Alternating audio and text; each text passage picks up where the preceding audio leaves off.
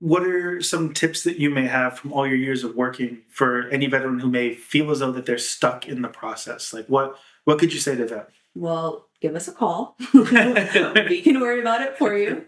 Um, Otherwise, I would just say don't underestimate the power of statements. I think this is kind of one of my platforms on the YouTube channel.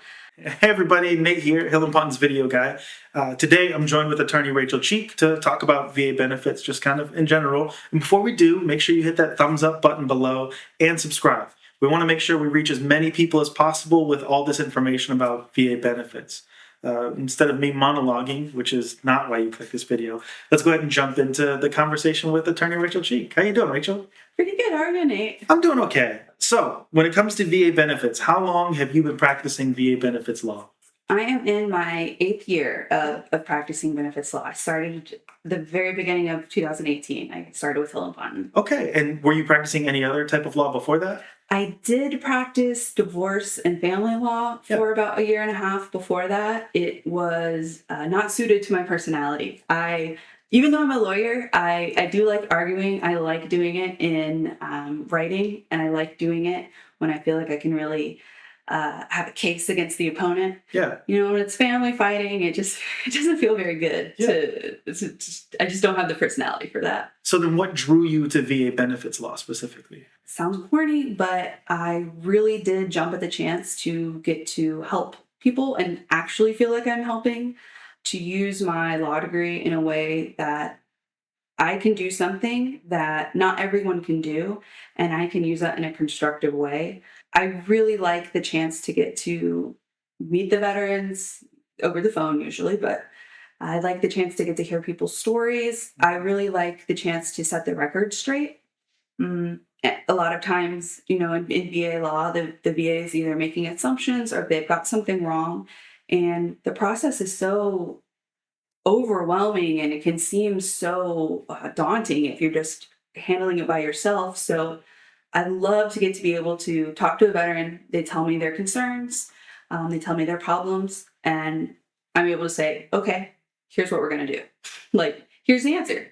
Don't worry about, fighting the VA. You have your own, you're dealing with your own life, your own disabilities. Don't think about the VA. Let us fight the VA for you. I really like that. So what are some of your favorite things to fight the VA on for clients? I really enjoy doing mental health claims. I really enjoy doing aid and attendance claims. So aid and attendance is something that's not in every case, but if you have your service-connected disabilities are so bad that you need the help of someone to complete your activities of daily living, VA will compensate for that. And so that's something that I really like doing, because veterans who need that level of help, like, really need it. Like, you're not able to prepare your own meals. You're not able to bathe yourself completely. You can't get in and out of, the shower without someone holding on to you. They need that money, because often it's a spouse or family member taking care of them. And that's hard. It's basically like a full-time job, depending on the need.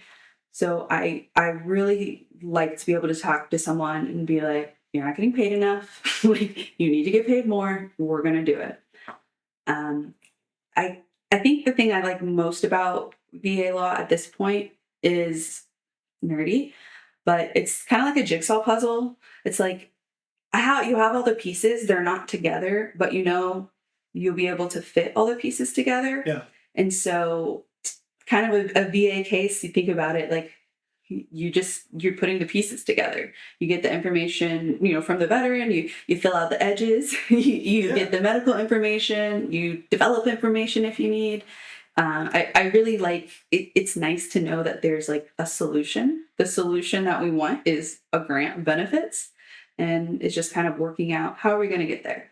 That I enjoy. What are some tips that you may have from all your years of working for any veteran who may feel as though that they're stuck in the process? Like what could you say to them? Well, give us a call. We can worry about it for you. Otherwise, I would just say don't underestimate the power of statements. I think this is kind of one of my platforms on the YouTube channel. I always want to emphasize, like, you need to tell your side of the story. And you also, you don't, if it's just you submitting the statements, that's good, that's important, but there's only so much that you can tell. So it's really important if you can get friends, family members, buddies, anyone to provide statements to help support your claims. It goes so far. Um, I would say a lot of times veterans might think, well, I don't talk to anyone in service. Like, I'm not friends with anyone that I served with. I don't keep in touch, or they've passed away. That doesn't mean that you can't get a good statement to help prove your case. Think about people who knew you before and after service. Siblings are great for this. Yeah. They can talk about, how they knew you before service. Probably it's very common. I hear, they were healthy, they were out, they played sports, they were outgoing, very popular, always had girlfriends or boyfriends. And then you come after service, even if the person writing the statement wasn't there with you, might not even know what happened. But they can speak to your condition after. If it's a mental health, how did your personality change? Or, did they become more withdrawn? If it's a physical condition, did, that they noticed the veteran limping after they got back and they never had before? Or, making expressions like they're in pain or stating outright they're in pain. Any kind of observations that someone else can give really helps boost your claim. And I know it's hard to ask. I think I would have problems asking like a friend or family member to do that, but it's really worth overcoming that discomfort because lay statements are hugely supportive. That's cool.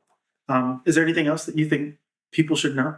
Just because something happened during service or you have an injury from service and it was decades ago doesn't mean that you can't get service connection for it.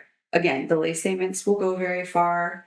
A lot of people I have heard from clients, and they're like, well, I've never claimed this before, or I've had this, but I never brought it up. Like, are they really going to service connect me? And if the evidence shows that it's related to service, they'll service connect you. With, probably a lot of appeals in between. But again, it's that puzzle. We'll get there. We'll put the puzzle together. I also think it's really important, I talked about aid and attendance, that, 100% disability compensation is not the end all be all. It's great to have. And for a lot of people, that accurately compensates them. But again, if you're someone who's dealing with Parkinson's, dealing with extensive cardiovascular issues, like not only do you have a heart condition, but you have like peripheral vascular disease in your leg, and you have AFib and hypertension, stroke, like there's a lot going on.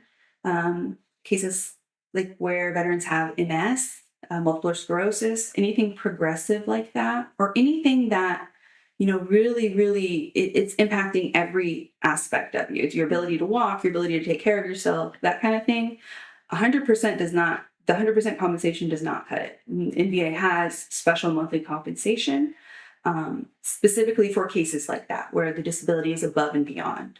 No, that's great. I think you've given a lot of awesome information for people to kind of pick apart and use. So thank you so much for joining me. Of and course. Thank you everyone for watching. If you have any questions, you can click the link in the description below to read more about any of the things that Rachel talked about in this video. And as always, thank you for watching and thank you for your service.